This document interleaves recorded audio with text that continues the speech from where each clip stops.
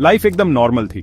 पापा काम पे जाते थे, मम्मी स्वादिष्ट खाना बनाती थी, हम हंसते थे, लड़ते थे, मान जाते थे, खुशहाल परिवार था। एक दिन सब बदल गया।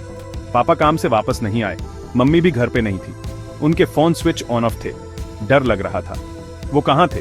पुलिस आई, उन्होंने सवाल पूछे, मेरे पास कोई जवाब नहीं था। दिन रातों में बदल गए।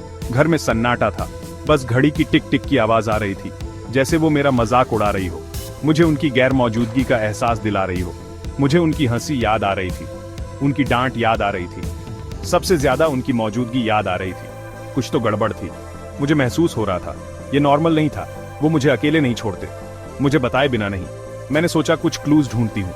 घर पुराना था, उसमें एक बेसमेंट था, एक अंधेरा सीलन भरा बेसमेंट। वहां कोई नहीं जाता था। शायद, बस शायद, मुझे कुछ मिल जाए। बेसमेंट अंधेरा था, हवा में सीलन की गंध थी, एक अकेला बल्ब लटका हुआ था, लंबी डरावनी परछाइयां बना रहा था। मैंने ढूंढना शुरू किया, हर नुक्कड़, हर कोना, हर बॉक्स, हर शेल्फ। कुछ नहीं मिला। फिर मेरी नजर उस पर पड़ी, दीवार में एक ढीली ईंट। क्यूरियोसिटी मुझ पर हावी हो गई। मैंने उसे खींचा, दीवार हिल गई, एक छोटा सा रास्ता दिखाई दिया। मैं उसमें से निकली। मेरा दिल जोर जोर से धड़क रहा था। ये एक कमरा था, एक सीक्रेट रूम। दीवार के पीछे छुपा हुआ एक लैंप जल रहा था। वहां एक डेस्क थी, अजीबोगरीब गैजेट्स से भरी हुई, जो मैंने पहले कभी नहीं देखे थे। अजीब डायल्स वाली घड़ियां, बहुत सारे बटनों वाले फोन और एक बंदूक। गैजेट्स के नीचे मुझे एक बॉक्स मिला, वो बंद था। मैंने ताला खोलने की कोशिश की, आखिरकार वो खुल गया। बॉक्स में राज थे, खतरनाक राज। उसमें पासपोर्ट्स थे, कई सारे पासपोर्ट्स, सब अलग अलग नामों से, लेकिन फोटोज मेरे पेरेंट्स की थीं। मुझे देखकर मुस्कुरा रही थीं, अजनबी। फिर मैंने फाइल्स देखी, कॉन्फिडेंशियल लिखा हुआ था। मैंने एक खोली, उसमें एक मिशन की डिटेल्स थीं, एक खतरनाक मिशन की, और उसमें शामिल लोगों की, मेरे पेरेंट्स। उनके कोड नेम्स मेरी नजर में आए, फाल्कन और नाइटिंगेल। अब सब समझ आ गया। देर रात के फोन कॉल्स, अचानक विदेश की ट्रिप्स, इतनी सीक्रेसी। मेरे पेरेंट्स स्पाइस थे, इंटरनेशनल स्पाइस।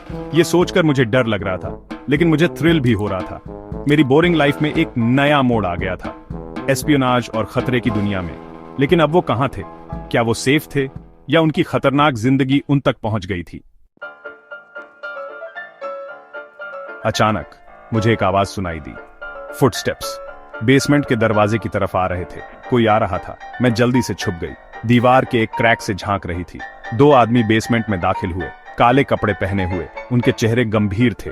वो मेरे पेरेंट्स के बारे में बात कर रहे थे, एक मिशन के फेल होने के बारे में, द वाइपर नाम के किसी के बारे में। मुझे डर लग रहा था, क्या ये आदमी दुश्मन थे? क्या वो मुझे चुप कराने आए थे? मुझे भागना था, लेकिन फिर क्या? क्या मुझे पुलिस के पास जाना चाहिए, या खुद अपने पेरेंट्स को ढूंढने की कोशिश करनी चाहिए? मेरे सामने दो चॉइसेस थे, दो रास्ते जो मैं चुन सकती थी। मैं सब कुछ भूल सकती थी, अपनी नॉर्मल लाइफ में वापस जा सकती थी, जैसे कुछ हुआ ही नहीं, या मैं खतरे को अपना सकती थी, अपने पेरेंट्स के नक्शे कदम पर चल सकती थी, खुद एक स्पाई बन सकती थी और उन्हें ढूंढने की कोशिश कर सकती थी। मुझे क्या करना चाहिए? ये फैसला मेरे यंग कंधों पर भारी था। समय कम था,